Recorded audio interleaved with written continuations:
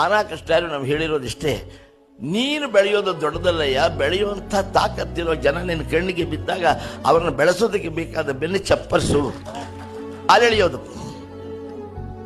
ಮಾತಾಡಿದ್ರೆ ಅಯ್ಯೋ ರಾಜ್ಕುಮಾರ್ ನನ್ನ ಮಗನಿಗೆ ಏನು ಗೊತ್ತಿದ್ದು, ಎಲ್ಲಿದ್ದ ಅಂತ ಅವನು, ಅಯ್ಯೋ ನಮ್ಮ ಮನೆ ಜಗಲಿ, ಎಲ್ಲರೂ ಜಗಲಿ ಮೇಲೆ ಇರೋದೆ, ಏನದನ್ನು ದೊಡ್ಡದಾಗಿ ಹೇಳ್ಕೊತಾರೆ ಇವರುಗಳು. ನಾವು 0ಯಿಂದ ನೆನ್ನೆವರೆಗೆ ಬಂದವರೆ, ಝೀರೋ ಟು ಹೀರೋಶಿಪ್ ನಮ್ದು. ಆದರೆ ಒಬ್ಬ ಮನುಷ್ಯನ ಸಾಧನೆಗೆ ಕಿಮ್ಮತ್ ಬೇಡವಾ? ಮೈಸೂರು ಅನಸ್ವಾಮಿಗೆ ಕಾಳಿಂಗರಾಯರಿಗೆ ಬಡ್ಕಂಡೆ, ಅಯ್ಯ ಸಾಯೋ ಮುಂದಾರ ಕುಡಿಯೋದು ಬಿಡ್ರಯ್ಯ ಅಂತ. ಯಾತಕ್ಕಾಗಿ?